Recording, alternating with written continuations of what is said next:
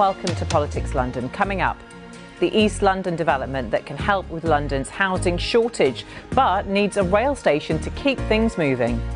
When I got a couple of my friends here, we come here on weekends and stuff. So yeah, it's definitely a great thing. Even the tennis tables, sometimes residents come down, play their little tennis and do whatever they want to do. So yeah, it's a great development. Good to have you with us.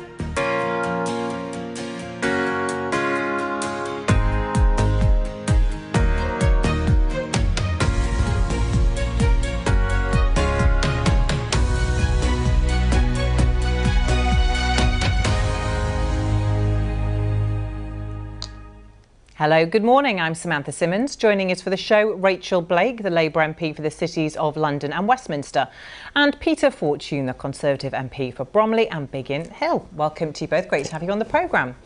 And as ever, if you'd like to join in the conversation at home, you can find us on social media at BBC London News. Just use the hashtag #PoliticsLondon. Now, according to a report from the centre-right think tank, the Centre for Social Justice, which focuses on tackling poverty, boys and young men are in crisis. Johnny Harvey explains their findings. By virtually any metric, boys and young men are falling behind their female counterparts and becoming lost boys.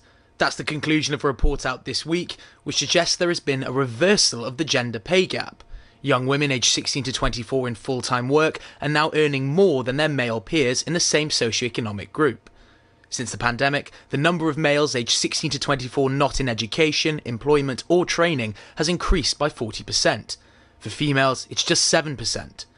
The report suggests issues can begin in school, with boys behind girls at every key educational milestone. They're often less ready to begin schooling, achieve a grade and a half lower at A-levels, and are outnumbered at university. They're also over twice as likely to be excluded from school. Former England Rugby Union captain Lawrence Dallaglio endorsed the report.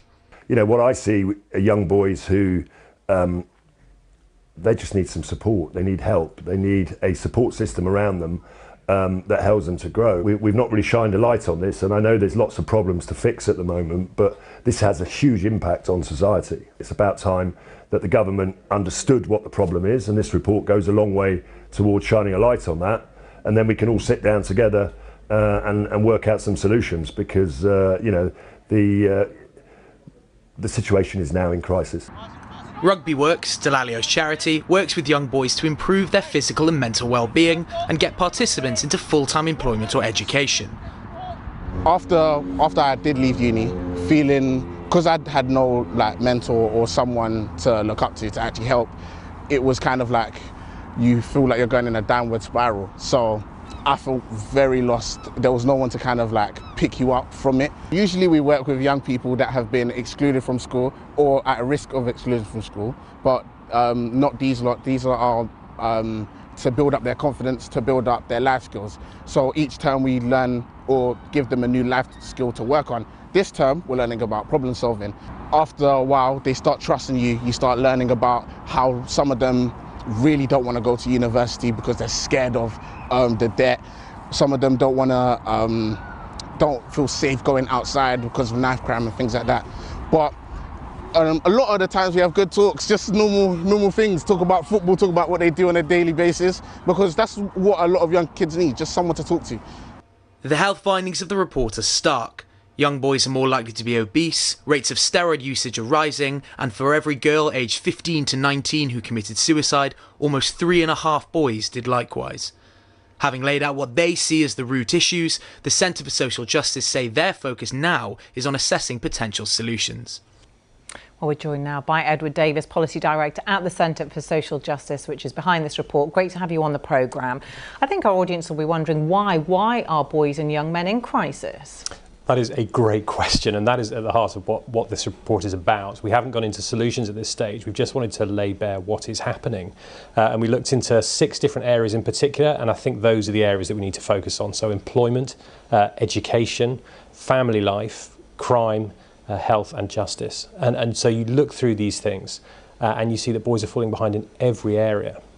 And what evidence do you have? You said you're looking at solutions at the moment, but let's focus on education. Yeah. Why do you think that is? Why are boys falling behind girls? Well, interestingly, it starts early. So the first day at school, 75% of girls are school ready, which interestingly is the government's target for school readiness.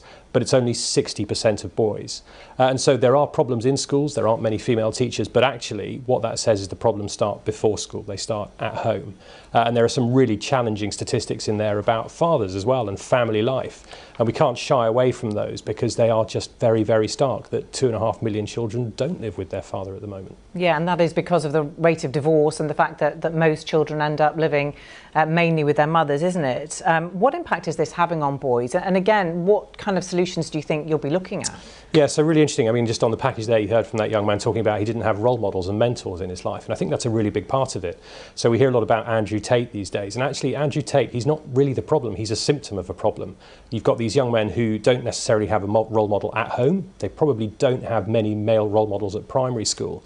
And so they can go through life not really seeing many men in their lives. And so we need to look at actually how do we father our children, both in the sense of literally being a father, but actually raising boys to be happy, fulfilled men. Yeah, social media influencer, self-declared misogynist Andrew Tate, who's been in the news quite a lot over the past few weeks. Yeah.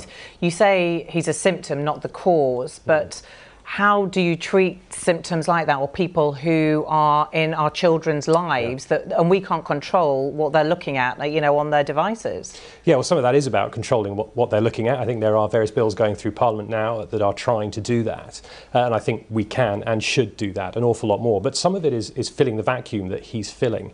It is making sure that as boys grow up, whether it be at home or at school, youth clubs, all sorts of areas, as Lawrence Lalio was just talking about, that we are putting male role models in their lives, and they can see this positive route to becoming a man and what that looks like. Yeah, interestingly, we all have sons around this table, and mine's teenagers, so are yours. Yours too. Yours are a little bit younger, Rachel. Do any of these issues resonate with you? Well, I think this report is really concerning. I actually think that the young man on the clip earlier was really inspiring in terms of the way he talked about he clearly is a role model, and young men wanting to look up to other young men and find people just to talk to. I found that quite moving. The report is a concern. I think some of the ideas around education and employment are particularly compelling, and so reforming job centres, making sure that apprenticeships are available to young men is a really critical part of changing this situation. Yeah, Peter, you have teenage sons. When we hear about the lost young men in crisis, what are your thoughts? I do. I have a teenage boy who I'm very proud of because he'll be watching this.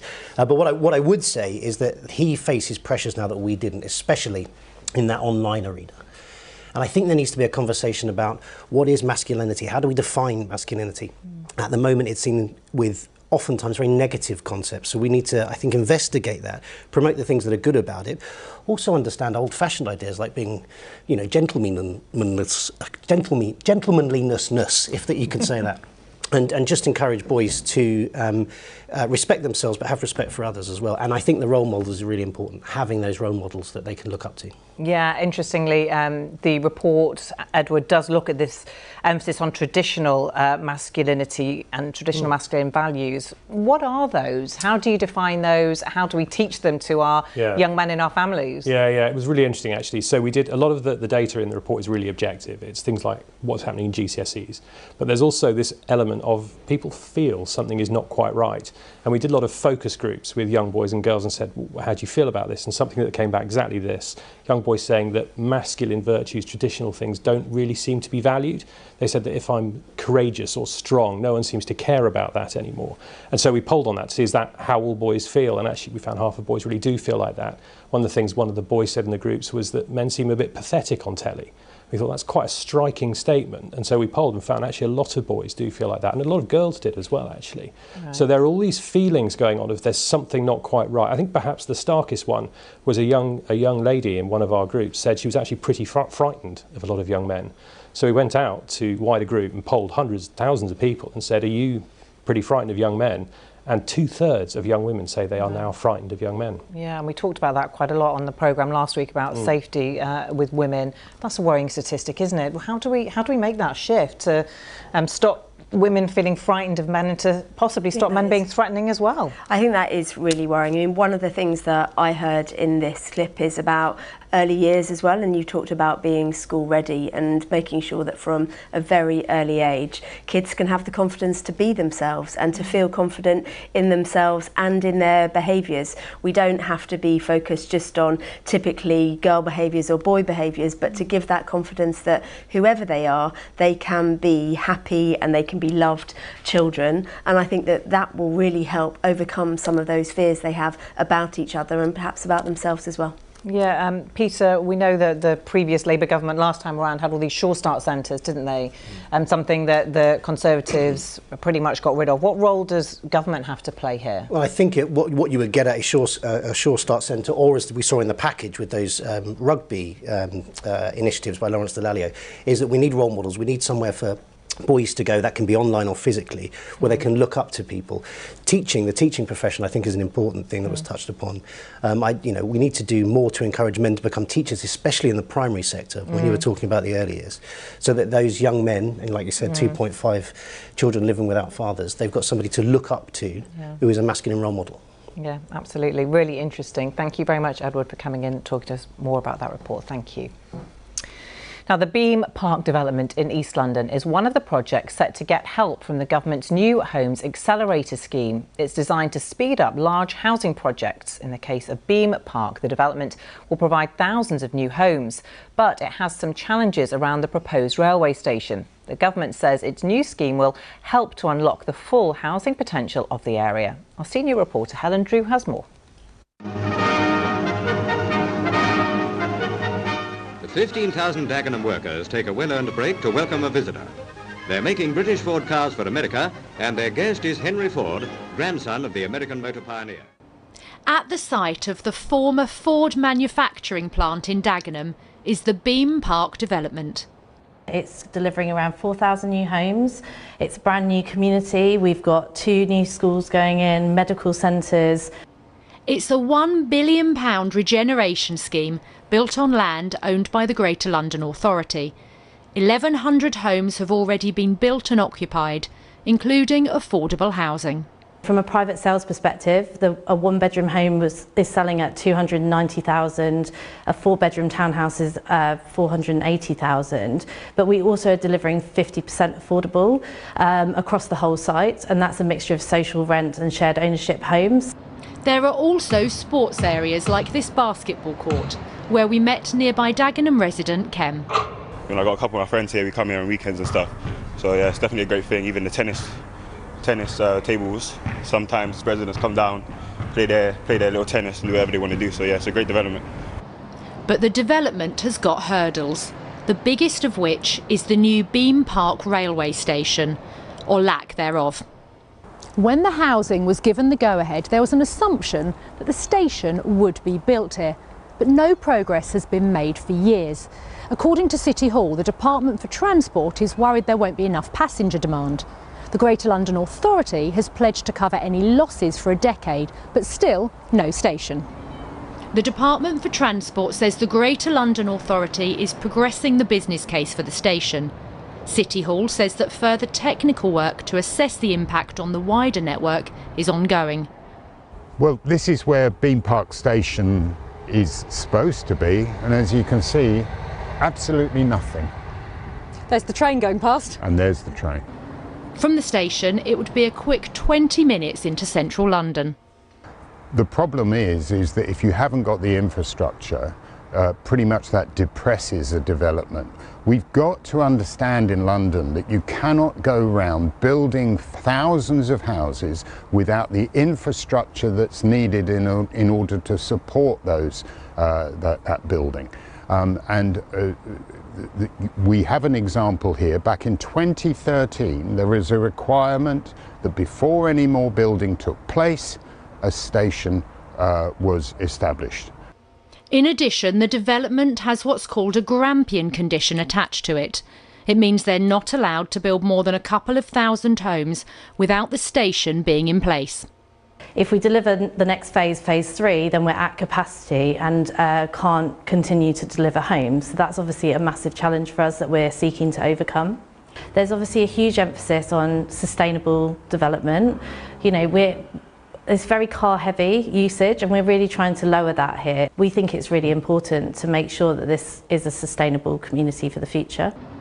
This development will help with London's dire housing shortage, but it also highlights the struggle of trying to get new homes built around rail infrastructure. Gosh, it's a bit of a mess, isn't it? Rachel, who's to blame here? I think the latest people to blame are the previous government, who in 2021 took away funding from this station at the Department for Transport. I'm really pleased to hear you talking about the New Homes Accelerator programme, because it's exactly that kind of action coming from the central government, working with the Mayor of London, the local authority, the train operator and Network Rail to actually bash heads together and make sure that we get this station in place. So are you confident that's going to happen then, that actually these funds will be released, agreement will be made and the Department of Transport will give the go-ahead for the station to enable the unlocking of all these extra houses? So we heard in the clip that Department for Transport's ready for that business case to be coming through from the Mayor of London. When I think of all those homes that are not being built because of this long failure to get to grips with infrastructure, it really breaks my heart, because for every one of those homes that isn't being built in Bean Park, that's a family that isn't renting a new home, which is what London desperately needs. So let's get the New Homes Accelerator programme working and let's get the station built. Peter, is Rachel right? Well, presumably then, with the new Labour Transport Secretary in Heidi Alexandra, who was of course one of Sadiq Khan's deputy mayors, we should see some funding released pretty much imminently, I would have thought, by that rationale. But what this does go to show, of course, is the mistake of building or giving planning permission for all these houses without that infrastructure in place. And that's one of my concerns about what's happening with some of the planning that's being proposed in areas like Bromley, where there's a huge uplift in housing, most of it across greenbelt land and fields, and there isn't the infrastructure in place to support it, and we don't want to see this kind of mess happen again.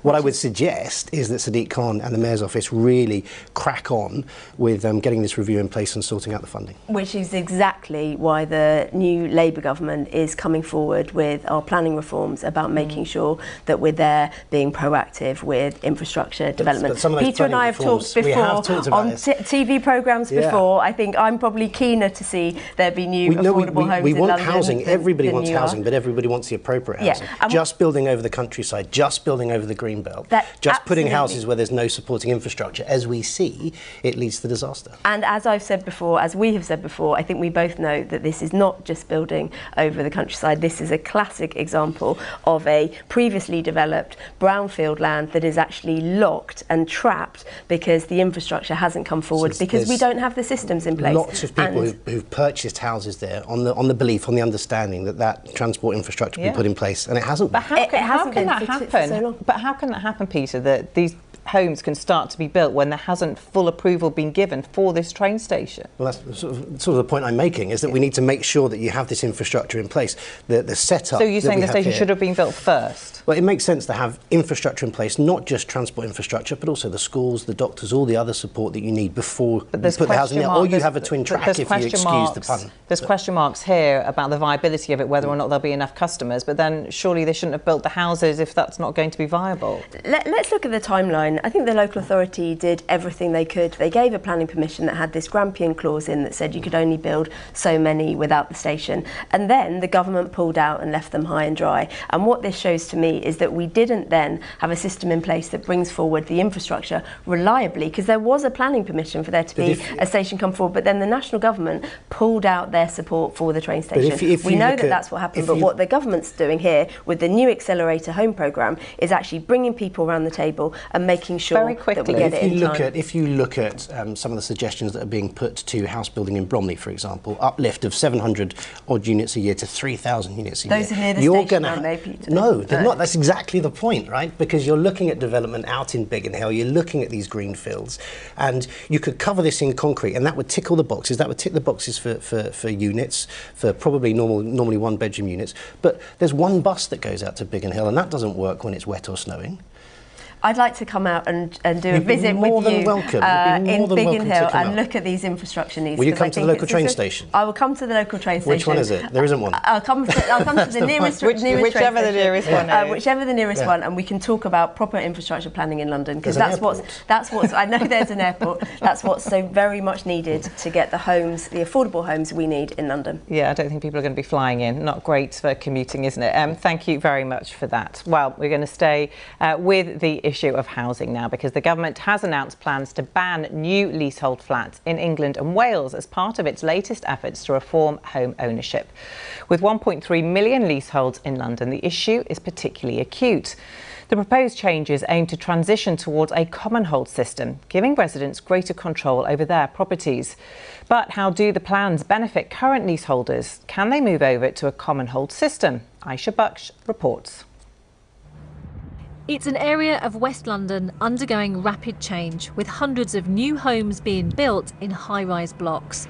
Kasha bought her one-bedroom flat in Southall under a shared ownership scheme 2 years ago and had hoped it would be value for money. I think it was one of those schemes, if not the only one, that actually allowed me to jump on a property ladder on that sort of medium income and being a single person as well. And it was meant to be affordable. As a leaseholder, Kasha pays out for a mortgage and rent, which increases annually in line with inflation. She also pays service charges, which have escalated dramatically from £65 to £200 a month. They still haven't shown us any invoices. They blame that on various reasons, including previous company under budgeting, different changes within the legislation, this and that. But yeah, until now, we've actually not seen any paperwork to back any of that up. Kasha and the other leaseholders don't believe their service charges are value for money, and they've been challenging the management agent who have the freehold. We are paying for maintenance of the block, gardening, cleaning, and a lot of those things are just never taken place, but we're still paying for it. One of the issues that we've been facing is, for example, the external window cleaning. We've been paying, for my block in particular, we've been paying £5,000 per year, and those windows have never been cleaned, and our managing agent has actually admitted to have never done it, but obviously we've paid for that service. Management agent The First Port Group told the BBC they're working hard to meet customer expectations and rectify mistakes as soon as possible. And landlord Clarion Housing say they've requested transparency on charges and want the group to meet with residents. Meanwhile, the government plans to abolish leasehold for new build homes, but existing leaseholders such as Kasha fear they will be left behind. What we don't want is a two-tier system, if you like, where those left in leasehold houses don't have the rights and powers and protections they need. We've got to switch on many of those reforms that are already in statute to ensure they have that immediate relief. We're absolutely focused on doing that as quickly as possible. Then we've got to make it as easy and simple as possible to convert to common hold, make it attractive to do so, and then bring in that ban on new leasehold flats, so the default tenure becomes common hold across the system. There are new developments all over Southall, aren't they? Presumably some of them will benefit from the new legislation. Yeah, I think those new customers who will be moving into those flats, and flats, as you said, all around Southall will benefit, but it's not going to be us. How do you feel about that? I'm angry. I'm really, really disappointed, because I feel like the new legislation should also affect in a positive way those leaseholders who are already sort of trapped, essentially. Well, a spokesperson for the freeholders lobby makes the case for retaining the status quo. It's very hard for all of the residents to get together and effectively manage a building and decide on a unilateral course of action for management of that building.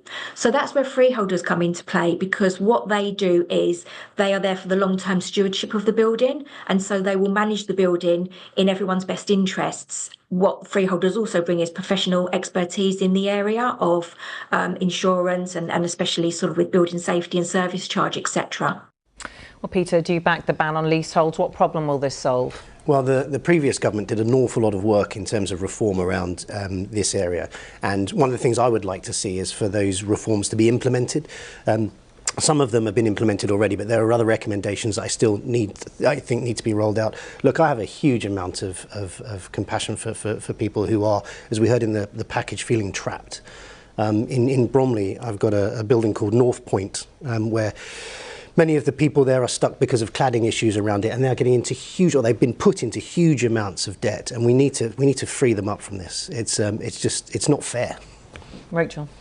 I think this common hold white paper and the forthcoming bill can't come soon enough for leaseholders in my constituency. Most of the homes in cities of London and Westminster are actually leasehold properties. I'll be particularly focusing on the transition arrangements for current leaseholders to move over to common hold. I really disagree with what the freeholder representative was saying in terms of the freeholders always taking a long-term interest in stewardship. I've got cases of terrible treatment of leaseholders by freeholders and managing agents, including First Port, who don't use proper service charge accounting, who aren't being transparent about major works costs, and all my residents want is transparency and accountability for service charge and major works costs. So in that case, why not just change the rules to make sure that they can do that, rather than scrap the system altogether and then put individuals possibly in charge of large buildings that they're not necessarily qualified to manage? Well, I think the best way to get transparency and accountability is to give people that stake, and that's what we'll achieve through having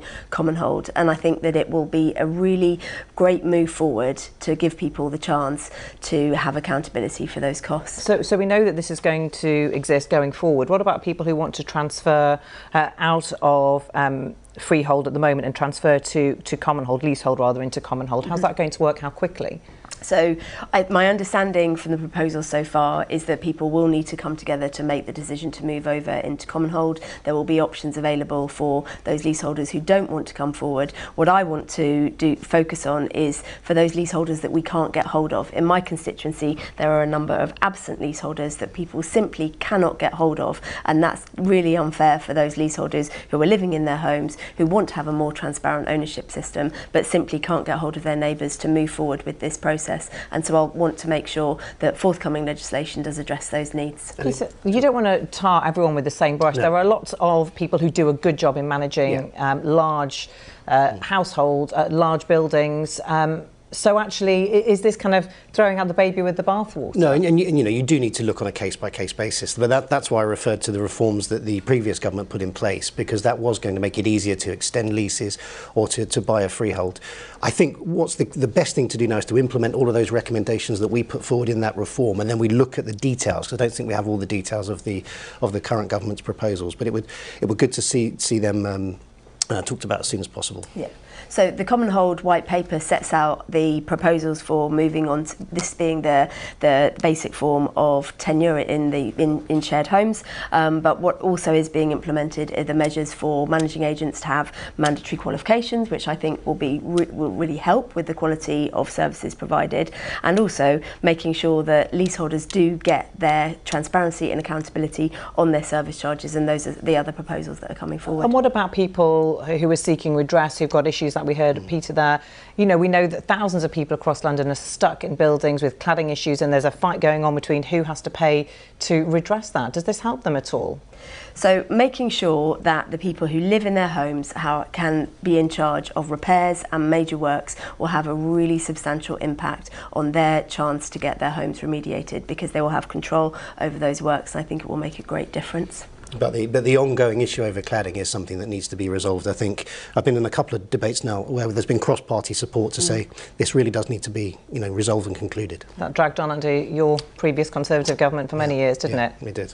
Are you confident that is going to happen? The remediation proposals, the government's making really good progress with remediation, making sure that those homeowners who are entitled to getting those works paid for are delivering. Sometimes it's far too complicated and it's too difficult to get hold of. I did ask the Minister about this a couple of weeks ago, and it does seem like the push is still back onto those leaseholders, and you'll know that some of the legal history is so complicated in the way that these buildings have been sold and resold and sold again, that I do think we're going to need to find another solution.